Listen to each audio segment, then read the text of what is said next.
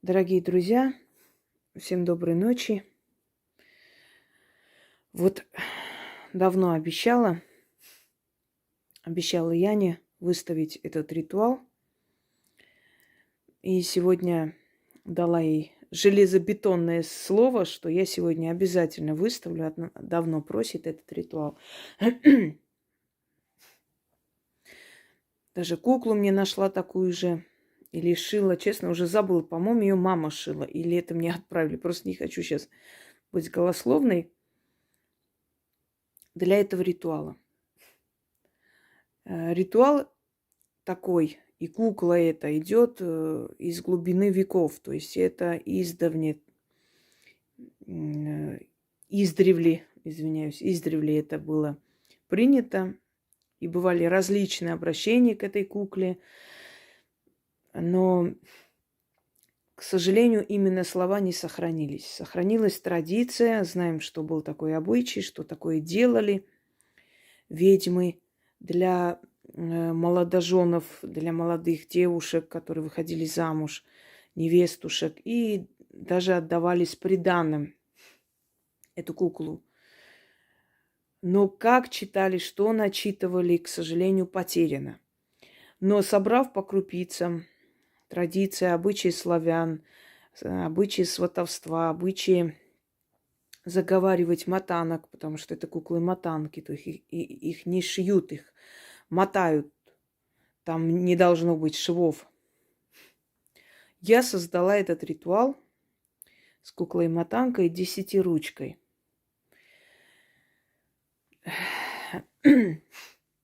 Эту куклу называют 10-ручная ляля или лялька. Прям так и звали. 10-ручная лялька. Макушева доченька или Макушева доча. Хозяюшка, помощница, по-разному.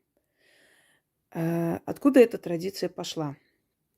Считается, что баба однажды, не успев сварить каши, не успев покормить детей и прочее, поскольку много было забот и работ у женщины, особенно в селе, да, мы знаем. То есть это все идет из нашей традиции, обрядности древних времен. Вот она, баба, сидела и ревела, и плакала. И тут подходит старая женщина, сама богиня Макуш, покровительница семьи, богиня плодородия, богиня изобилия, та, которая покровительствует ткачам, мастерицам, единственная богиня, чье изваяние по приказу князя Владимира еще до принятия христианства было, значит, было поставлено на пьедестал в Киеве. И вот подходит Макуш в виде старой женщины и говорит ей: доченька, ну чего ты плачешь? Что ты такая зареванная? Она говорит: эх, матушка, ничего-то я не успеваю.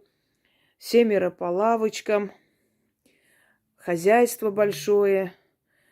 Муж придет, а все не стирано, не убрано, ничего не приготовлено, будет меня колотить. Вот заплакала баба, а Макуш и говорит: ну вот тебе 2 рученьки еще дополнительно будет, у тебя 4 руки, и будешь ты работать, все успевать.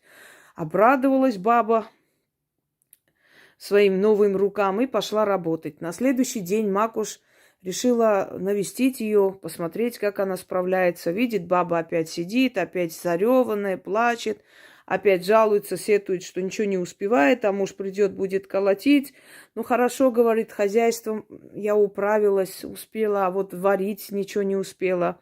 И тут Макуш говорит: на тебе еще рученьки 2 возьми, иди и справляйся со своей работой. И вот так каждый день Макуш приходит, видит, что баба зареванная, 7-8 руками, и то не справляется. И разозлилась она. И взяла, достала из-за пазухи куклу с 10 ручками и сказала: вот, возьми, это моя доча, будет тебе помогать. И как только тебе что-то нужно по хозяйству, ты заговори, попроси через нее меня и поставь или положи ее на том месте, где работаешь. И тогда твоя работа сладится быстрее. И вот обрадовалась баба, и с тех пор на Руси начали делать куклы, десятиручки, и просить, чтобы те помогали им по хозяйству справиться быстрее. То есть каким-то чудом эти куклы дают какую-то энергию, взятую богиней Макош, и женщина быстро справляется со своими делами. Вот лень человеку, встает, заговорила куклу, положила рядом и начала убирать дом, и быстро успела все. Попробуйте.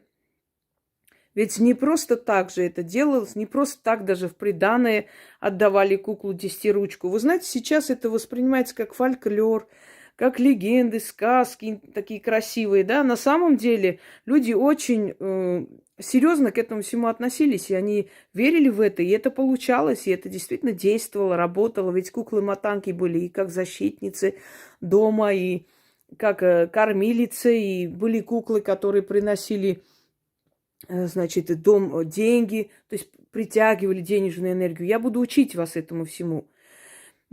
Но еще один момент. Древние индуистских богов изображают многорукими.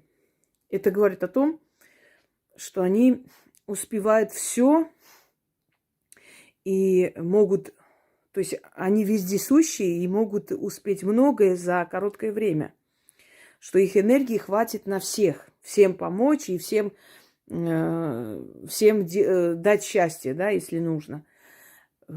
Почему так изображаются боги? На самом деле боги могут принимать любое обличие, у них именно определенного обличия нет. У них есть любимые обличия, которые они принимают, приходят, и в этом облике люди их запоминают, и пишут картины, и рассказывают, и так далее. А вообще боги, естественно, могут принимать любую материю, любое изображение. Но в сознании людей, как они могут изобразить Бога, который может все, несколько действий за одно время? Только многоруким, да, многоголовым, что означает, что они могут услышать, увидеть, знать многое, то есть у них много возможностей. Вот изображали в человеческом разуме из призмы сознания человека, что многорукий. Вот и женщины, мы иногда говорим, ой, бы мне еще 2 руки, вот прям не успеваю ничего. Вот вам не 2, а 10 рук от богини Макуш. Берете куклу, начитываете и кладете туда, где вы работаете. Первое время будет помогать. Может быть, очень быстро, очень сильно, ну, по-разному у каждого получится. А потом вы сами заметите, что вы все будете успевать. И в знак благодарности рядом с ней поставьте 3 куска сахара. Иногда можно поставить вино или пиво, поскольку это сок, виноградный сок, который берется из земли, она богиня плодородия в том числе, да, покровительствовала и земледельцам, и скотоводам, и так далее. Это, по сути, можно сказать, славянская фортуна, но немного разнится некоторые функции, но вообще, по сути, да. Итак, начнем. Итак, берем куклу в руки, держим, смотрим на куклу. Кукла должна быть вот такого типа. Сейчас я вам покажу поближе. Вот она. Вот такого типа нужна куклу. Или закажите, или сделайте сами. Зашейте. Можно из соломы, можно из ткани. Глаза не должны быть видны. Должна быть коса, как знак женщины, да. 10 ручек. Фартук, как у каждой хозяюшки. Без глаз, потому что не нужно было этого делать. Считалось, что с глазами кукла это воплощение темной силы, а здесь нам нужно совершенно иное. Она должна быть похожа на человека, но не должна иметь глаз, то есть особенностей таких на лице. Берете в руки эту куклу, начитываете. Да, мне кажется, можете заказать, найти полно 10 ручек. Это народный фольклор, и много у кого есть. Но не все знают, то есть никто не знает заговора. Я вам дарю. Вот так взяли в руки, начитали 3 раза, берете и кладете туда, где вы работаете. Неважно, что вы там делаете. Пишите диссертацию или нужно дома прибраться. Иногда бывает, что человек вот начинает и опять не успевает, то звонят, то еще отвлекают, вот злится, вот 3-4 часа прибирается дома, уже нервы на пределе и все такое. А тут все успевает. Еще хороший ритуал, время служит мне. Это тоже помогает вам справиться со всем. Итак, поехали. Матушка Макуш, прошу и заклинаю. К тебе взываю, тебя призываю. Ты, матушка Макуш, добрая душой, щедрой рукой. Гой еси, матушка, гой еси, милая. Вдохни жизнь в ляльку десятиручку. Прикажи ей мне подсобить. 10 рук к моим двоим прибавятся, и дело мое быстрее сладится. Хозяйство мое в порядке, дом в чистоте, жизнь в лепоте. Эй, лялька десятиручка, помоги мне с делами управиться. Не я сказала, а матушка Макуш тебе приказала. Заклято. Матушка Макуш, прошу и заклинаю, к тебе призываю, к тебе взываю, тебя призываю. Ты, матушка Макуш, доброй душой, щедрой рукой. Гой еси, матушка, гой еси, милая. Вдохни жизнь в ляльку десятиручку. Прикажи ей мне подсобить. 10 рук моим двоим прибавятся, и дело мое быстрее сладится. Хозяйство мое в порядке, дом в чистоте, жизнь в лепоте. Эй, лялька десятиручка, помоги мне с делами управиться. Не я сказала, а матушка Макуш тебе приказала. Заклято. Матушка Макуш, прошу и заклинаю, к тебе взываю, тебя призываю. Ты, матушка Макуш, доброй душой, щедрой рукой. Гой еси, матушка, гой еси, милая. Вдохни жизнь в ляльку десятиручку. Прикажи ей мне подсобить. 10 рук моим двоим прибавятся, и дело мое быстрее сладится.